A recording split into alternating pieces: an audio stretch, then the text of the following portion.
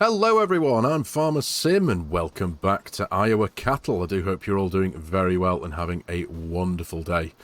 So here we are, episode 2 of the new series. Now I've got to start by saying a massive thank you to everyone who watched the first episode and gave it such a warm reception. I'm really grateful, I'm really glad you enjoyed it, and I'm looking forward to episodes moving forward into the future. I know I am, like I said multiple times in the first episode, I'm really excited to get my teeth into this series. And there you go, actually, do you know what, just going off the subject very quickly, one of the new additions, I think, to patch 1.7, I believe, is little details like that. Flocks of birds flying over as opposed to just singular ones. I have actually seen on this map a little bit earlier while I was just running around having a look at things. I've also seen some storks flying over that came around as a result of the Zelonka map. I don't know if storks are native to this area of the world, but either way, there was a few of them flying over before as well. Nice little bits of detail, I've got to say. Really nice. There's been quite a few nice additions as a result of patch 1.7, I've got to say. One of them almost was a casualty of it initially, which it terrified me, to be honest. The day after putting the finishing touches to this map, to this save in this first episode, patch 1.7 came out and I jumped on here, and sure enough, my heart sank because the ground was invisible. And I was a bit worried. I was thinking, oh no, has it died a death before the series has even properly started? But thankfully, no. I believe it's because this map has custom ground textures involved in it, and it turned out to be a very simple fix. It was a case of just copying over, and this is, I suppose, a bit of a tip for any of you who have experienced this and the map you're playing on hasn't had an update yet as a result of patch 1.7. But if you do have a map, there you go. There's some of the stalks. If the map you're playing on does have custom ground textures and the ground has suddenly become invisible or looks like water as a result of patch 1.7, the simple fix is to copy over the game's terrain shader.xml file from the main game files into your map file, and that's essentially a bit of a fix. That's what I've done with this one, and it works fine now. So yeah, just a bit of a tip for you all there. But yeah, so like I say, I'm so grateful that you all seem to enjoy episode 1. So here we are in episode 2. Now, onwards from that as well, something that has become apparent as a result of episode 1. It generated an enormous amount of interest in people who wanted to get a copy of the save. Now, initially, I wasn't actually going to publicly release it, not for a while anyway, and it's not that I'm not trying to be mean or anything, or stingy or anything like that. I just wanted to keep it exclusive to this series because it's a beautiful farm, it's a wonderful build, and like I say, I just wanted to keep it kind of exclusive to this series. But it has generated so much interest that we've had a bit of a discussion, and what we're going to do, we are going to release it. Not for another week or so, because it needs a little bit of work. We need to give ourselves a little bit of time to sort the file out, as it were. But over on my Discord, the link will be in the video description below, as it always is in all of my videos. But yeah, the link to my Discord is down below somewhere. So give that link a click. Join my Discord. Come and say hello. Introduce yourselves and all that in the chat section. It'd be great to speak to all of you. But for those of you who are interested in getting a copy of this save, like I say, we're going to do a bit of work to it because it won't be exactly the same, and that's something that's kind of out of our control. There's a couple of buildings that we can't share. One of them in particular is this open shed here in front of us that's got my grass equipment in. That's a converted mod from FARMERSIM 22, so it's kind of something that has to stay private. So that won't be on board. And also the cow barn, unfortunately, this big cow barn. It's no longer available. I don't know the reason why. I can't answer that question. I can't explain why it's not available, but it's no longer available at the minute anyway. So what's going to happen is we're going to essentially, and I say we, my good mate Chimera is going to be having a bit of a sort out with this place, and she's going to place something down in place of this, another cow barn, I believe, and do what can be done to make the place feel as similar as it is here. But yeah, those are going to be, as far as I'm aware at the moment, at the time of this recording, those are going to be the only two things that may be slightly different on the farm. So yeah, that's the idea. Because, like I said, because it has generated such a huge amount of interest, it just seems like the right thing to do. So like I say, there will be a couple of other things that won't necessarily be there. This water pump may not necessarily be there, because that's something I've added in after the fact. The manure bunkers may not be there, but everything else should be roughly about the same. There's going to be no equipment on the farm, no tractors, no implements or anything like that. And the bank account, I think we're going to stick like 1 million or 1.5 million in the bank account. So that everyone can get a bit of a head start on it, so to speak. Obviously, because it's PC, the map is PC only. With that being the case, obviously the money, it's not really a problem, is it? You can sort all that stuff out yourself. You can give yourself whatever money you want to start with, or get rid of whatever money you want to get rid of, and all that. But yeah, like I said, just with it having such a massive response and so many requests asking for the save game, it kind of felt like the right thing to do. So give us a bit of time if you can. Like I say, towards the weekend, I'm recording this on Monday the 14th of April. So end of this week into the weekend, potentially by that time, there should be a save game somewhere on the Discord for you all to click and download. Now, I'm not too sure how exactly we're going to structure it yet. Obviously, there will be a save game file for you to download in a zip file format somewhere. As far as the mods go, I'm not too sure how we're going to do that. I don't know whether there's going to be... I think it might be a case of linking the mods, possibly. But don't quote me on that. I'm not too sure exactly how we're going to crack on with that yet. It'll either be a list of links, or that's probably the best way to do it, as opposed to just like one big zip file full of mods. I'm not too sure if that's the right way to do it or not. So it'll be a case of linking, possibly anyway. So don't quote me on that. But either way, we're on with it, and we'll... yeah, jump on the Discord, and at some point during this week, when it's all sorted towards the weekend, there'll be some kind of notification, or just some kind of I'll put out a post to everyone just saying this is where it is, come get it if you want it. So but yeah, in the meantime though, like I say, jump on the Discord, come say hello. It'd be great to meet you all, because that's one thing that the first episode of this series really did do. It brought a whole load of new people into the channel.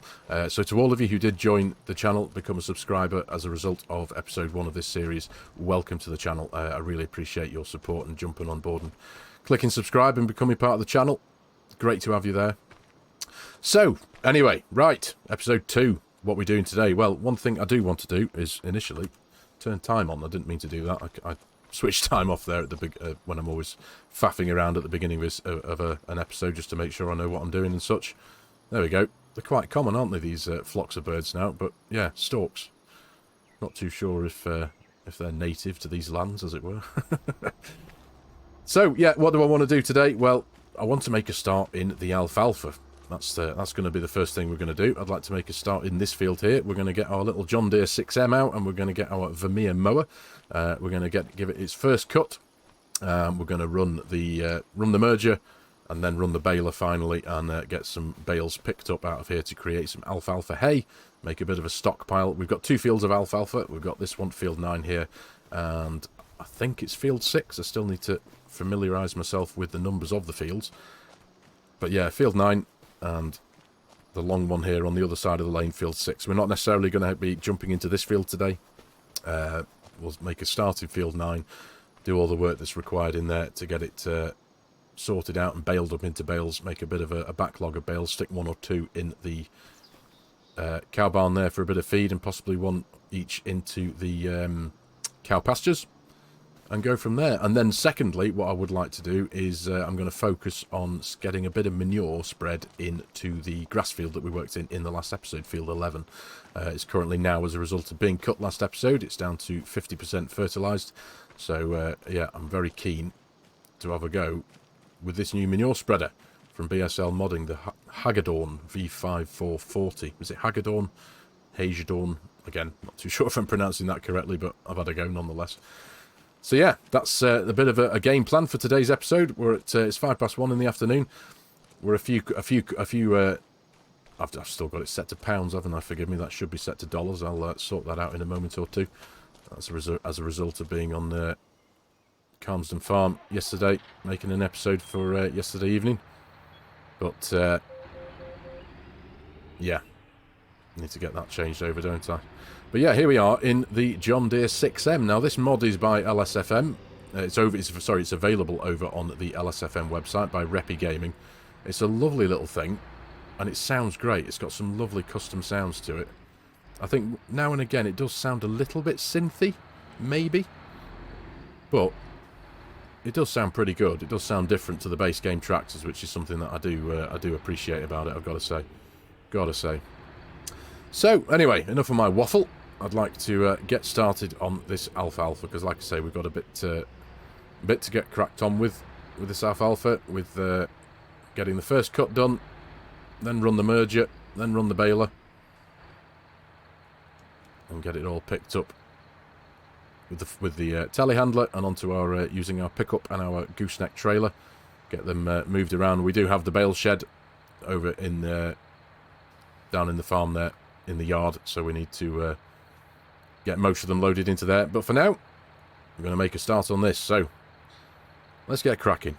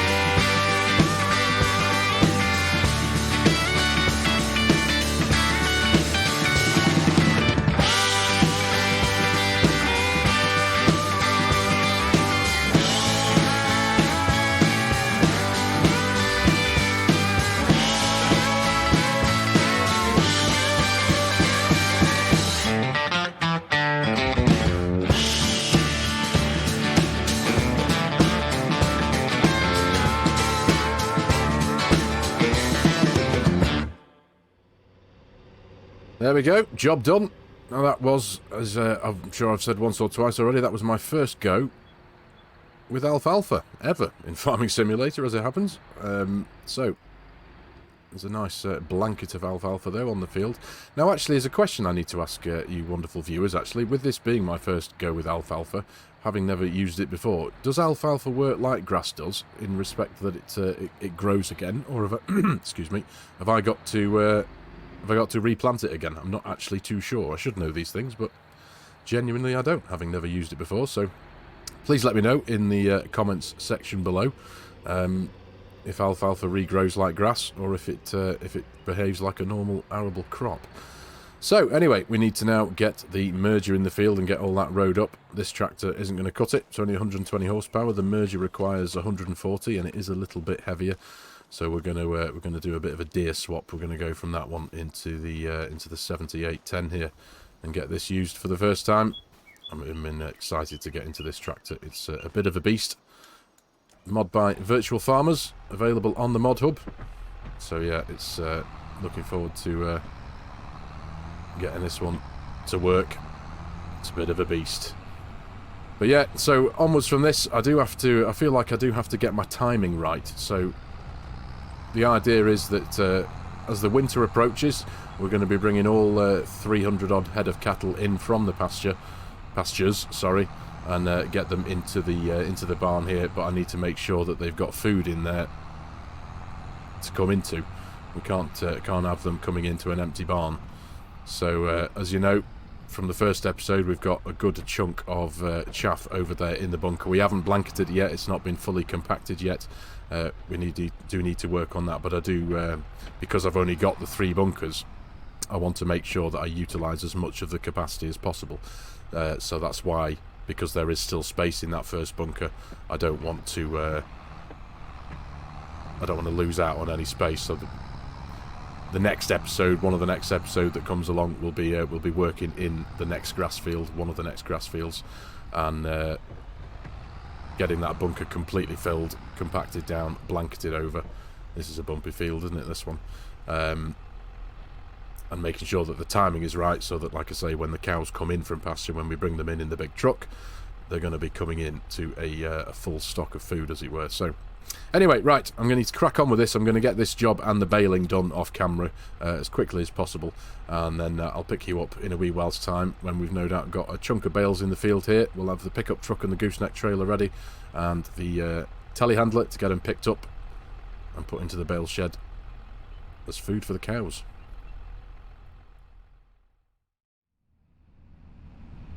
Right, almost done now. I'm in the 1167 with the baler behind me. We have got, so far, 19 bales off this field. 7,250 litres a bale gives us 137,750 so far. Anyway, add a couple more, we'll have a little bit more. But of alfalfa hay, that's absolutely brilliant. Now, what I said I was going to do initially, this is to keep the cow barn behind us topped up. I was going to pop 1 or 2 maybe into the pastures, but then I kind of had to give it a bit more thought.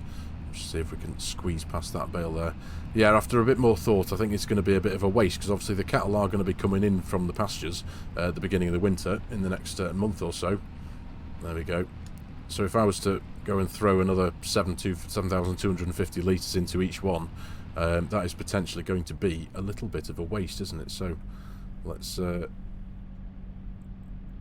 are we now? Where's my unload bale function? There it is. Couldn't see it for looking. Pull that one out of there. You're not going to come off there. He's not, is he? I can't accelerate fast enough in this thing to pull that thing off the back there. I'm not going to try and unfold it. Let me just bear with me, ladies and gentlemen. One very quick... Yeah. It's not going to wrap off. It's not going to happen often, that, I promise. But yeah, I think that was that should have come out, but it didn't. Let's get on to get that unfolded. So yeah, I don't want to waste any bales. I don't want to put any into the pastures and then find that when I bring the cows in, there's going to be a load of food there rotting away over the next winter. So what I will do is get them picked up. We'll pop a couple in the breeding barn there, and put the rest down into the bale storage. Now, again, just thinking to myself as I was running around that field getting the job done, I was going to use obviously the telehandler with the pickup truck and the gooseneck trailer to get everything out of the field. But with that field being so close to the farm, it kind of makes sense, because there would be a bit of faffing around, backing and toing, and you know, once I'd got the pickup truck and the gooseneck trailer down to here, I'd have to come back up to the field and get the telehandler and such. So what I'm going to do, I'm going to see if I can do a little bit of clever bale handling, as it were. Famous last words, I hope I don't live to regret this, but with the way that the bale spike is structured, we've got the 2 layers of bale spikes essentially. So what I'm going to try and do is cleverly stack one on top of the other, because I'm sure those of you familiar with bale handling in Farming Simulator know that when you put one bale on top of the other and they're not strapped down and try and move around, they stand a strong chance of kind of just sliding off. The top one does anyway. So I'm going to try and I'm going to stack 2 bales on top of one bale on top of another, and I'm going to use the lower rung of bale spikes to pick the bottom one up, and the upper rail, if that makes any sense, to pick the top one up, just to keep them secure on the telehandler here, and then I can move them around a little bit easier. That's how it's working in my mind anyway. Well, like I say, whether I live to regret this or not, I don't know, but we shall see. So let's try and put this idea into practice, shall we? So let's drop that down there, pick this bale up quite simply, and then we'll go to stack it on top of another one. Let's just pick the closest one. I'm going to jump out of cab for this one as well to make life a little bit easier for myself. But the idea is, if I can just pop that on there, like that, and then carefully judge the height, but just grab them both, like that. There you go. And that should stop the top one from sliding off the bottom one as I move around. There you go. Once in a blue moon, I have a good idea. I think that's a good idea. It's worked anyway. So, let's go stick a couple of these in here. There we are. Now the trigger point for taking from the bales should be roughly in the middle here. So, let's just see how this works. Pull that out of there. Nope. Don't prove to be a mistake and not actually come off my bale spikes. There we go. Excellent. Got it right. Lovely stuff. So that should have brought up their quantity of food a little bit. They're now up to 31,243 litres. Excellent. Right, that'll do for now, I think. Yeah, that'll do for now. That'll last them a little bit. So I shall now focus on getting the rest out of the field and down into our bale shed. It is an auto-loading, auto-taking bale shed, if that makes any sense. So there's not much I can do about that, but it will neatly stack things for me, nice and neat along the edge of the bale shed. So, I shall crack on with this. I'll see you in a few.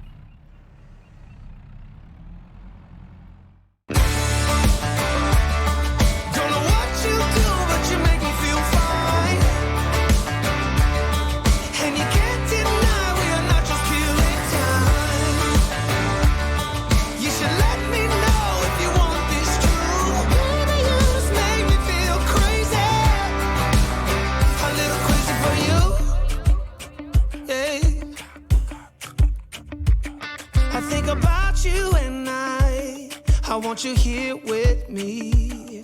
Am I out of my mind? Or is this how it should be? You made me sing about love. So just tell me if I'm wrong. But it feels like love. Yeah, it feels like love. Yeah! Don't know what you do, but you make me feel fine. And you can't deny we are not just killing time. You should let me know if you want this true. Baby, you just make me feel crazy. A little crazy for you.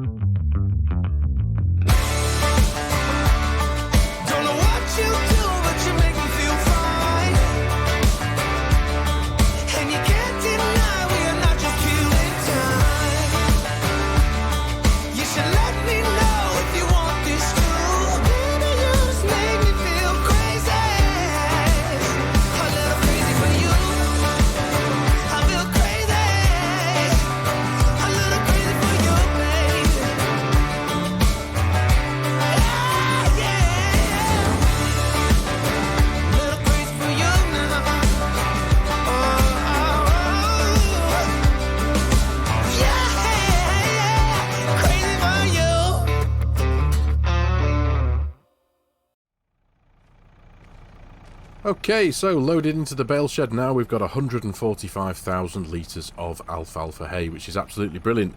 Add that to the 2 bales that we've just thrown into the breeding barn, what we got off that field was 159,500 litres of alfalfa hay, so the yield was pretty good. It may well have, there's a possibility it could have been better, but I'm pretty sure the field was 100% fertilised. I think it might have needed rolling. I think that message is still there. Obviously that field came from the base game before we'd done any kind of full prep work in there, so there may have been an increase in yield that we could have gained from that had we had the opportunity to prep the field from start to finish. But do you know what? I'm not going to moan. Hello dear. There we are. But yeah, I'm not going to moan.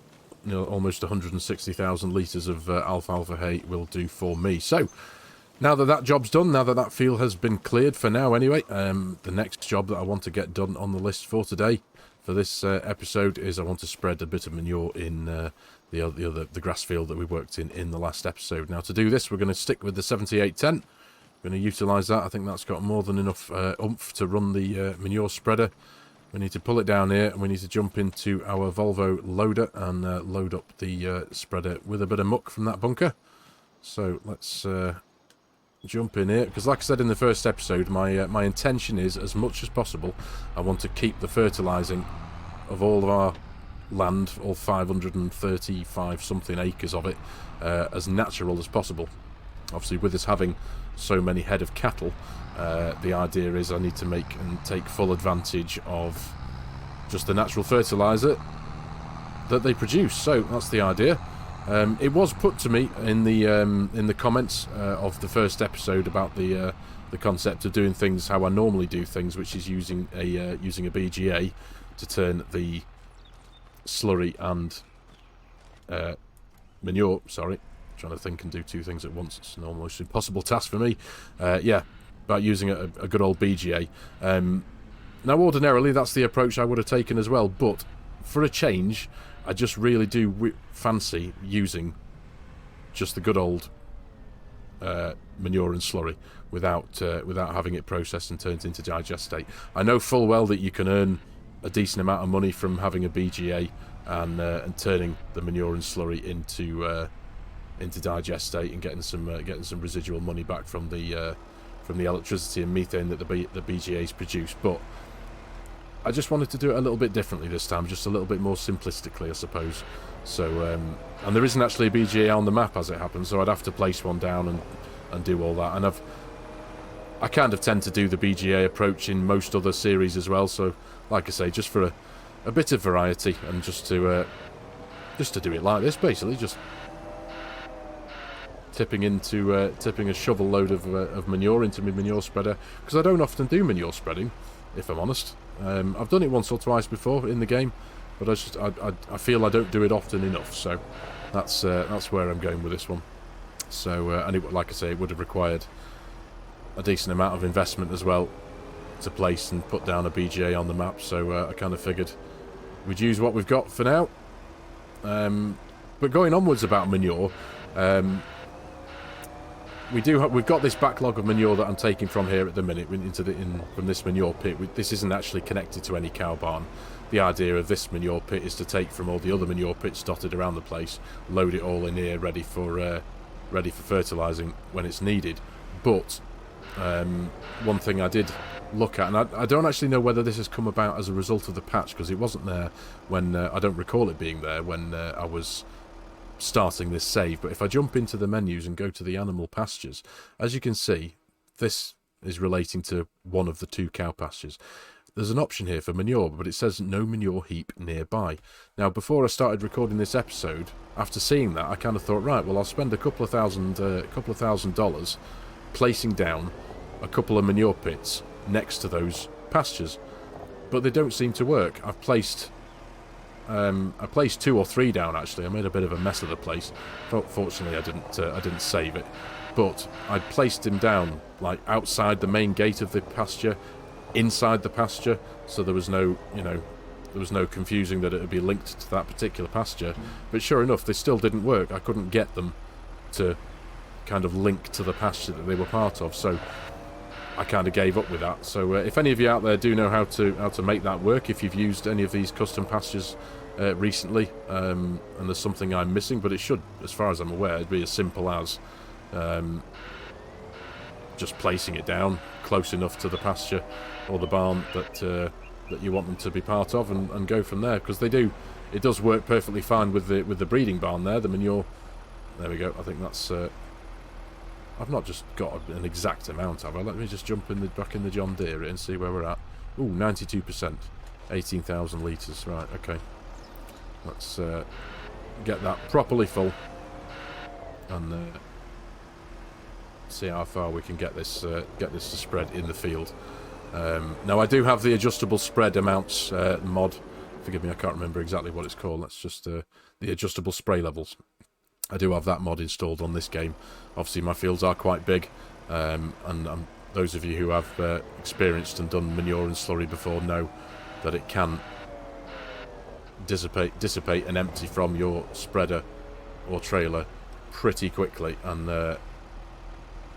I'd like that not to happen if I can help it. So I've kind of adjusted the amounts of the manure for now. So hopefully there's a strong possibility that this trailer load could go quite a long way around field 11. So that's the idea anyway. Let's see how far we can get it to go using that mod. So let's get ourselves down to the field, and I'll pick you up there in a few moments' time when we're going to spread a bit of muck.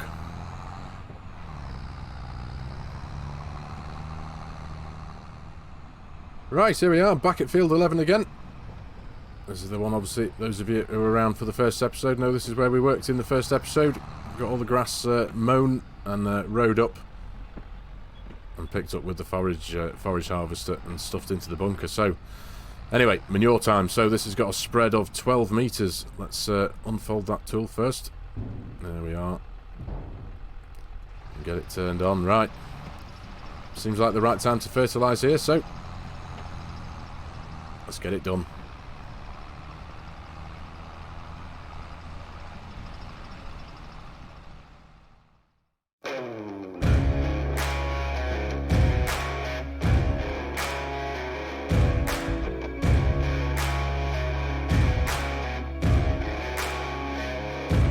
Yeah, oh my Lord, watch me sway. Darkness falls and we all pray, hoping for the light of day. Down to the river, I have held the devil's hand, felt the weight of my own sin, burdened by the heart of man. Down to the river, down to the river. Oh, bury me, carry me, oh, far beneath, oh, fire and water me, going down deep, saying, oh, bury me, carry me, oh, far beneath, oh, fire and water me, watching me clean, kerosene creek.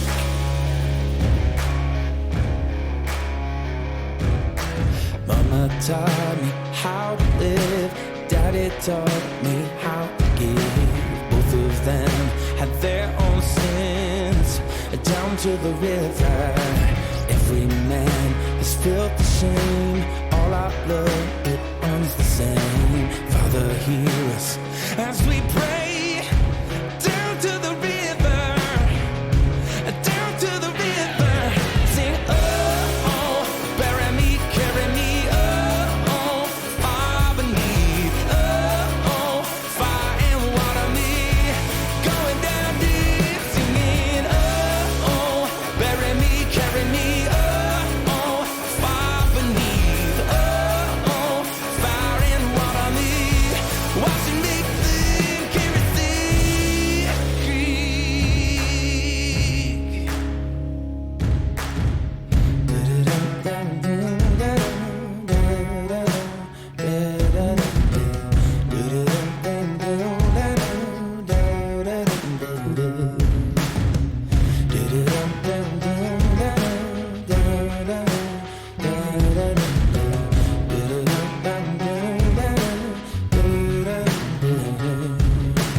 Oh, bury me, carry me, oh, far beneath,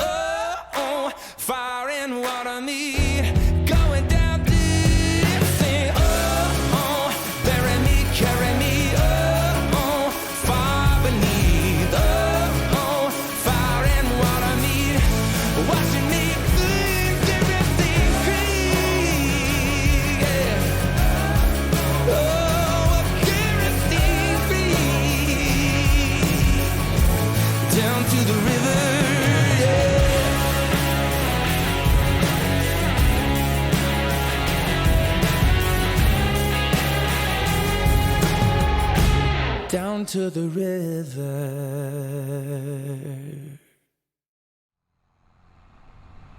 There we go. Muck spread, job done. Very happy with that. And I've got to say, so far, this Hagedorn manure spreader is fast becoming one of my favourite mods so far in Farming Simulator 25. I think it's absolutely brilliant. The hawk-eyed viewers of you might have noticed at the beginning of that cinematic, the quantity of this thing seemed to reduce massively visually anyway, and I was getting a bit worried thinking there might have been some kind of a conflict between this and the adjustable spray mod that I've been using on this, because I did dial it right down at the beginning, of course, just to see how far I could get this load of manure to go. But actually it's nothing, it wasn't that at all. The way, I hadn't appreciated that the way this spreader works. If you see this big metal plate here at the front, when you turn it on, this is obviously pushing the manure right out into the sprayer, into the feeder, the flingers here at the end. And then as soon as you turn it off to turn around on the rows, for example, it kind of springs back into this position at the far end and brings it all back into view again. So thankfully there's no mod conflict, there's nothing wrong, there's no visual problems whatsoever. It's just an absolutely brilliant mod. It's by BSL Modding. The link to it is in the video description below, for episode 1 of this series. Onwards from what I was saying earlier on about the when we come to sort out the publicising of the save game next week sometime towards the weekend. I did say that the save game would have no tools and stuff, no implements on it, but if you did want to get hold of any of the mods that I'm using on this particular save, extra mods, the ones that aren't base game, episode 1 has a list of all of those mods in there, not the placeables or anything, just the vehicles and the implements that I'm using. If they're not base game, the lists, the links will be in, they are in the description for episode 1. So anyway, job done. Look at that, perfect, all spread across the field. That manure has gone nice and far, which is great. It's my kind of mod. That I know. I appreciate if some of you don't agree with it in that respect. I do appreciate that there is a level of unrealism to it, making a manure spreader last as long as that has lasted. But personally, for me, that's my kind of mod, and I love that kind of thing. The fact that I've just been able to make just under 20,000 litres of manure spread right across a 30-something acre field, I think it is. Where are we? 21 acres.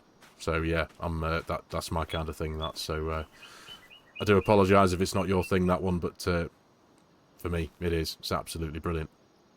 So anyway, I have now got done what I wanted to get done in this episode. It's been a busy one, but it's been a good one, a productive one nonetheless. So I'm looking forward, like I was before, to crack on with this series. But for today's episode, ladies and gentlemen, I am going to call it here. So thank you very much for watching. I really do hope you have enjoyed the episode and found it a little bit of fun. As always, if you're new to the channel and you like my content, you like the way I'm doing things, please consider hitting that subscribe button and jumping on board, joining the channel. Please give the video a like if you can. It does do wonders. It helps the YouTube algorithm do its thing. And as always, there are a host of links in the video description below with my Giants Partner promo code. If any of you are in the market for purchasing Farming Simulator 25 and you like the idea of supporting the channel and helping out a creator, as always, I would be massively appreciative. And also, if any of you are in the market for an online server to play with your mates and you like the idea of supporting the channel and helping out a creator, but also like the idea of a 10% reduction in the cost of that server, please consider using my G-Portal affiliate link, which again will be in the video description below. Any help and support there also would be massively appreciated. So, thanks again for your time, everybody. Take care, and I'll see you in the next one.